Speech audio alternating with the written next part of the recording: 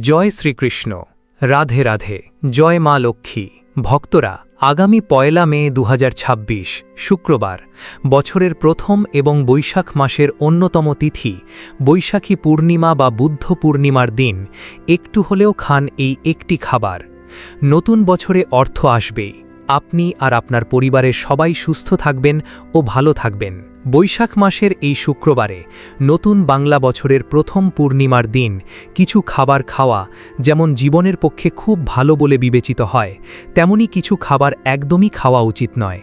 বিশেষ করে বৈশাখী পূর্ণিমা বা বুদ্ধ পূর্ণিমার দিন ভুলেও খাবেন না এই ৩টি সবজি। নানান রোগব্যাধি, চরম আর্থিক কষ্ট এবং সংসারে অশান্তি আর দুর্ভাগ্য আসবেই। বৈশাখী পূর্ণিমা বা বুদ্ধ পূর্ণিমা এমন এক তিথি যেখানে সনাতন হিন্দু ধর্ম ও বৌদ্ধ ধর্ম দুই ধর্মের আধ্যাত্মিক স্রোত মিলিত হয়েছে। শাস্ত্রমতে এই দিনে করা সামান্য কিছু সৎকর্ম বহু গুণে ফলপ্রদ হয় এবং জীবনের পাপক্ষয় ঘটিয়ে মানুষের মুক্তির পথ প্রশস্ত করে। স্কন্দ পুরাণে বলা হয়েছে, বৈশাখ মাস অত্যন্ত পুণ্যময়, এটি সমস্ত পাপ নাশ করে। এই মাসে স্নান, দান, জপ ও হোম করলে সকল কামনা পূর্ণ হয়।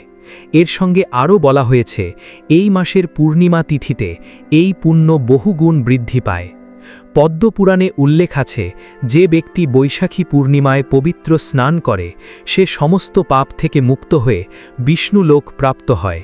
অন্যদিকে বুদ্ধ পূর্ণিমা হল সেই বিশেষ দিন যেদিন ভগবান বিষ্ণুর নবম অবতার রাজপুত্র সিদ্ধার্থ বা গৌতম বুদ্ধ রূপে জন্মগ্রহণ করে জ্ঞান লাভ করেন এবং পরবর্তী সময়ে মহাপরিনির্বাণ লাভ করেন। বৌদ্ধ ধর্মগ্রন্থ ত্রিপিটকে ভগবান বুদ্ধের জীবন ও ধর্মের মাহাত্ম্য বর্ণিত হয়েছে এবং ধর্মপদে বলা হয়েছে, সর্বপাপস্য অকারণম কৌশলস্য উপসম্পদা স্বচিত্ত, অর্থাৎ সব পাপ থেকে বিরত থাকা, সৎকর্ম করা এবং নিজের মনকে শুদ্ধ রাখা, এটাই বুদ্ধের উপদেশ। বিভিন্ন শাস্ত্রমত অনুসারে দেখা যাচ্ছে, এই বুদ্ধ পূর্ণিমায় স্নান ও দানের বিশেষ মাহাত্ম্য রয়েছে। সনাতনী হিন্দুরা এই বুদ্ধ পূর্ণিমা তিথিতে যমুনা, নর্মদা, গঙ্গা বা স্থানীয় কোনো পবিত্র নদীতে স্নান করেন পুণ্য লাভের জন্য। অনেকেই এই দিন নিজের সাধ্যমতো কিছু দান করেন, আবার কেউ কেউ এই দিন বৈশাখী পূর্ণিমা ব্রত পালন করে সারাদিন উপবাসে থাকেন এবং সন্ধ্যায় পূজা করেন। পবিত্র বুদ্ধ পূর্ণিমার দিন অনেকের বাড়িতেই শ্রী শ্রী সত্যনারায়ণ পূজা এবং ভগবান কৃষ্ণের ফুল দোল অনুষ্ঠিত হয়। এছাড়া এই দিন মা মহামায়া বা মা দুর্গার আরেক রূপ বাণিজ্য দেবী শ্রী শ্রী গন্ধেশ্বরী মাতার পুজো করা হয়। বিভিন্ন বৌদ্ধ মঠ বা ভগবান বুদ্ধের মূর্তিতে ফুল, ধূপ, প্রদীপ নিবেদন করা হয়। বুদ্ধ পূর্ণিমার দিনটি সামান্য কিছু নিয়ম মেনে চললে গ্রহদোষ প্রশমিত হয়, মানসিক শান্তি ও সংসারে স্থিরতা আসে এবং কাজকর্মের বাধা ধীরে ধীরে কেটে যায়। অন্যদিকে জ্যোতিষশাস্ত্র ও বাস্তুশাস্ত্র মতে শনিদোষ, বাস্তুদোষ, গ্রহদোষের প্রতিকার স্নান এবং দান করার জন্য বুদ্ধ পূর্ণিমার দিনটি বিশেষ কার্যকরী আর গুরুত্বপূর্ণ। আজ আমরা জানব স্বয়ং ভগবান কৃষ্ণের বলা বুদ্ধ পূর্ণিমার দিন কি করবেন আর কি করবেন না, এবং এই বিশেষ পূর্ণিমাতে কোন খাবার অবশ্যই খাওয়া উচিত। এই দিন যে খাবারটি খেলে মা লক্ষ্মীর কৃপায় নতুন বছরে অর্থ আসবে, আপনি এবং আপনার পরিবার সুস্থ থাকবেন ও সুরক্ষিত থাকবেন।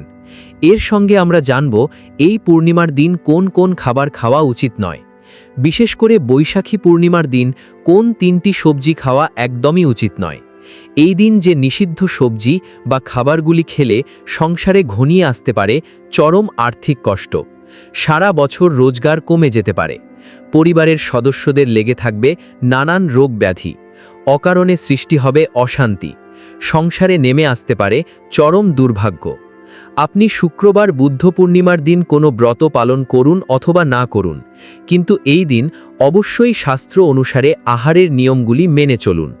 তাহলে আপনার বাড়ি থেকে নেগেটিভ প্রভাব আর বাস্তুদোষ দূর হবে এবং সারা বছর মা লক্ষ্মীর কৃপা বজায় থাকবে। এছাড়াও আমরা জেনে নেব বুদ্ধ পূর্ণিমার অতি প্রাচীন এবং কার্যকরী 4টি উপায় বা টোটকা, যে উপায়গুলি আপনার সংসারে সুখ ও সম্পদ এনে দেবে এবং আয় উন্নতি বৃদ্ধি করবে। তাই আজকের ভিডিওটি খুবই গুরুত্বপূর্ণ হতে চলেছে। আমার সকল ভক্তদের কাছে হাত জোড় করে অনুরোধ, ভিডিওটি সম্পূর্ণ দেখবেন, মাঝপথে ছেড়ে যাবেন না।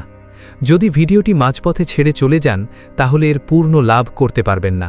আরেকটি কথা, ভিডিওটি অবশ্যই একটি লাইক করে দিন, আর কমেন্ট বক্সে ভক্তি ও ভালোবাসা নিয়ে লিখবেন, জয় গৌতম বুদ্ধের জয়।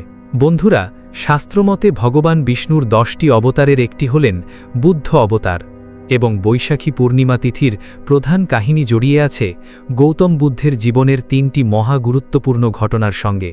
প্রথম ঘটনাটি হল, এই বিশেষ দিনে কপিলাবস্তুর রাজা শুদ্ধোধন ও রানী মায়াদেবীর পুত্র হিসেবে ভগবান বুদ্ধের জন্ম হয় লুম্বিনীতে। কথিত আছে, রানী মায়াদেবী স্বপ্নে এক শুভ্র হাতির দর্শন পান, যা এক দিব্য আত্মার আগমনের সংকেত ছিল। জন্মের পর শিশুটি 7 পায়ে হেঁটে ঘোষণা করেন, অহং অগ্রজন্ম, অর্থাৎ এটাই আমার শেষ জন্ম। দ্বিতীয় ঘটনাটি হল, রাজকুমার সিদ্ধার্থ যৌবনে সংসার ত্যাগ করে কঠোর তপস্যা করা শুরু করেন। অবশেষে বোধগয়ায় বোধি বৃক্ষের নিচে গভীর ধ্যানে তিনি পরম জ্ঞান লাভ করেন এবং বুদ্ধ নামে পরিচিত হন। এই ঘটনাও বৈশাখী পূর্ণিমাতেই ঘটে। ভগবান বুদ্ধের তৃতীয় ঘটনাটি হল, দীর্ঘ জীবন শেষে কুশীনগরে তিনি মহাপরিনির্বাণ লাভ করেন, অর্থাৎ দেহত্যাগ করেন। এই ঘটনাও বৈশাখী পূর্ণিমাতেই ঘটেছিল। তাই বৈশাখী পূর্ণিমার এই দিনটি বৌদ্ধদের কাছে 3 গুণ পবিত্র। অন্যদিকে এই তিথিতেই কূর্ম অবতার ধারণ করেছিলেন ভগবান নারায়ণ। তাই বুদ্ধ পূর্ণিমা তিথিতে বাড়িতে সত্যনারায়ণের পুজো অনুষ্ঠিত হলে সংসারে সুখ, শান্তি ও সমৃদ্ধি লাভ করা যায়। পাশাপাশি এই দিন সত্যনারায়ণের কথা শ্রবণ করাও অত্যন্ত শুভ বলে মনে করা হয়। এই তিথিতে সন্ধ্যার পর চাঁদের পুজো করলে চন্দ্রদোষ থেকে মুক্তি পাওয়া যায়। বুদ্ধ পূর্ণিমা বা বৈশাখী পূর্ণিমার পবিত্র দিনে স্নান এবং দান করলে অক্ষয় পূর্ণ লাভ করা যায়। এই দিন গঙ্গা, যমুনা বা যে কোনো পবিত্র নদীতে স্নান করার পর সাধ্যমতো কিছু দান করতে পারলে সবচেয়ে বেশি শুভ ফল পাওয়া যায়। ধর্মীয় ও জ্যোতিষশাস্ত্রের দৃষ্টিকোণ থেকে বৈশাখী পূর্ণিমা বা বুদ্ধ পূর্ণিমার বিশেষ গুরুত্ব রয়েছে। সনাতন হিন্দু শাস্ত্রে বলা হয়েছে, এই পবিত্র দিনে কিছু নির্দিষ্ট নিয়ম মেনে চলা উচিত, কারণ এই দিন শক্তির পরিবর্তন ঘটে এবং শুভ আর অশুভ শক্তির ভারসাম্য তৈরি হয়। বন্ধুরা, বুদ্ধ পূর্ণিমার দিন নিষিদ্ধ সবজিগুলির মধ্যে প্রথমেই যেটির কথা বলবো সেটি হলো কুমড়ো। এই দিন বাড়িতে কখনোই কুমড়ো শাক বা কুমড়ো রান্না করবেন না। পরিবারের কোনো সদস্যই বুদ্ধ পূর্ণিমার দিন কুমড়ো ভাজা অথবা কুমড়োর তরকারি খাবেন না। এই দিন কুমড়ো শাক বা কুমড়ো খেলে বাড়িতে বাস্তুদোষ এবং রোগব্যাধি লেগেই থাকবে। রোগের পিছনে খরচ করতে করতে আপনি সর্বশান্ত হয়ে যাবেন। সুতরাং বৈশাখী পূর্ণিমার দিন ঘরে বা বাইরে কোনোভাবেই কুমড়ো বা কুমড়ো দিয়ে তৈরি কোনো খাবার মুখে তুলবেন না। বন্ধুরা, এই দিন দ্বিতীয় নিষিদ্ধ খাবারটি হল মাসকলাই বা বিউলির ডাল। বুদ্ধ পূর্ণিমার দিন কালো বা সবুজ মাসকলাই এবং এর থেকে তৈরি সাধারণ বিউলির ডাল বা অন্য কোনো খাবার খাবেন না। মাসকলাই থেকে ভাঙা বা ধোঁয়া গোটা কলাইয়ের ডাল তৈরি হয়। এই 2 ধরনের ডাল খাওয়া এড়িয়ে চলুন। বৈশাখী পূর্ণিমার দিন বেউলির ডাল দিয়ে তৈরি বড়ি, জিলাপি, দই বড়া, রসবড়া, কচুরি অথবা ধোসা প্রভৃতি খাবার এড়িয়ে চলুন। এছাড়াও এই দিন আমিষ খাবার যেমন মাছ, মাংস, ডিম, পেঁয়াজ, রসুন, মুসুর ডাল ইত্যাদি তামসিক খাদ্য খাবেন না এবং কোনো প্রকার নেশাজাতীয় কোনো খাবার এই দিন গ্রহণ করবেন না। বন্ধুরা, বৈশাখী পূর্ণিমার দিনে ভগবান নারায়ণ অথবা ভগবান কৃষ্ণের উদ্দেশ্যে যদি একটিমাত্র তুলসী পাতাও নিবেদন করা যায় তাহলে অশেষ পুণ্য লাভ হয়। বৈশাখী পূর্ণিমাতে ভগবান বিষ্ণু ও মা লক্ষ্মীর পুজো করলে সমস্ত মনস্কামনা পূরণ হয়। বৈশাখী পূর্ণিমা তিথির আধ্যাত্মিক গুরুত্ব অপরিসীম। বুদ্ধ পূর্ণিমার দিন উপবাস করে যথাবিধি মেনে পুজো অর্চনা করলে বাড়িতে সুখ ও শান্তি বিরাজ করে। বৌদ্ধ ধর্মের ভক্তদের কাছে এই দিনটি ধ্যান, তপস্যা এবং অহিংসা ব্রত অনুশীলনের পবিত্র মহালগ্ন, যেখানে সনাতন হিন্দু ধর্মে ভগবান বুদ্ধকে ঈশ্বরের অবতার হিসেবে পুজো করা হয়। এই দিনে অনেকেই সত্য, অহিংসা এবং সংযমের ব্রত পালন করে পুণ্য অর্জন করেন। সুতরাং এই দিন চুল, দাড়ি কাটা ও নখ কাটা এবং সহবাস সম্পূর্ণভাবে নিষিদ্ধ। বন্ধুরা, শাস্ত্র অনুসারে বুদ্ধ পূর্ণিমার দিন তৃতীয় যে সবজিটি খেতে নিষেধ করা হয়েছে সেটি হল চাল কুমড়ো। বুদ্ধ পূর্ণিমার দিন বাড়িতে কখনোই চাল কুমড়ো রান্না করবেন না। বৈশাখী পূর্ণিমার দিন অনেক জায়গায় বিভিন্ন পুজো উপলক্ষে বা নানান তান্ত্রিক ক্রিয়াতে চাল কুমড়ো উৎসর্গ করা হয়। বুদ্ধ পূর্ণিমার দিন পরিবারের কোনো সদস্যই চাল কুমড়ো খাবেন না। এদিন চাল কুমড়ো খেলে বাড়িতে রোগব্যাধি এবং বাস্তুদোষ লেগেই থাকবে। সুতরাং বৈশাখী পূর্ণিমার দিন কোনোভাবেই চাল কুমড়োর তরকারি বা চাল কুমড়ো থেকে তৈরি কুমড়ো মিঠাই বা পেঠা অথবা এর থেকে তৈরি কোনো ধরনের কেক মুখে তুলবেন না। বন্ধুরা, বুদ্ধ পূর্ণিমাতে কোন খাবারটি খেলে মা লক্ষ্মীর কৃপায় নতুন বছরে অর্থ আসবে, আপনি এবং আপনার পরিবার সুস্থ থাকবেন, সেটি জানার আগে খুব দ্রুত আমরা জেনে নেব বৈশাখ মাসের বুদ্ধ পূর্ণিমার অতি প্রাচীন ও কার্যকরী 4টি উপায় বা টোটকা। এগুলো আপনার সংসারের আয় উন্নতি বৃদ্ধির জন্য অত্যন্ত ফলপ্রদ। তবে তার আগে ভক্তরা, আপনি যদি এখনও ভিডিওটি লাইক না করে থাকেন, অবশ্যই একটি লাইক করে দিন। দেখুন, এত গুরুত্বপূর্ণ ভিডিও আমি কাদের জন্য নিয়ে আসি? শুধুই আপনাদের জন্য। তবুও আপনারা ভিডিওতে লাইক করেন না। আজকে আমি আশা রাখছি যে আজকে আপনারা ভিডিওটি অবশ্যই লাইক করবেন। আমার বিশ্বাস ভাঙবেন না বন্ধুরা। এখনই ভিডিওটি লাইক করে দিন আর নিচের কমেন্ট বক্সে যে ব্যক্তি সত্য মন সত্য ভক্তি নিয়ে জয় শনিদেব লিখবে, শনিদেব আগামী 24 ঘন্টার মধ্যে তাকে ভালো সুখবর দেবেন। তাই বন্ধুরা, এখনই কমেন্ট বক্সে জয় শনিদেব লিখুন। আগামী 24 ঘন্টার মধ্যে আপনি ভালো সুখবর পাবেন। তাহলে চলুন ফিরে আসা যাক মূল টপিকে। প্রথম উপায়টি হল বুদ্ধ পূর্ণিমার দিন সকালে স্নানের পর ঠান্ডা জল, শরবত বা মিষ্টি দরিদ্রদের মধ্যে দান করুন। গরমের সময় এই দানকে বিশেষ পুণ্যের বলা হয়। এর ফলে আপনার সংসারে অর্থপ্রবাহ বাড়ে। দ্বিতীয় উপায়টি হল এই দিন 1 মুঠো চাল ও 1 মুঠো ডাল আলাদা করে ঠাকুর ঘরে রেখে দিন। পরে তা কোনো দরিদ্র মানুষকে বা মন্দিরে দান করুন। এর ফলে আর্থিক কষ্ট কমে ও সঞ্চয় বাড়ে। তৃতীয় উপায়টি হল এই পূর্ণিমার সন্ধ্যায় ঠাকুরের জায়গায় 11টি প্রদীপ জ্বালান। এর ফলে আপনার ঘরের নেগেটিভ শক্তি কমে ও সৌভাগ্য বৃদ্ধি পায়।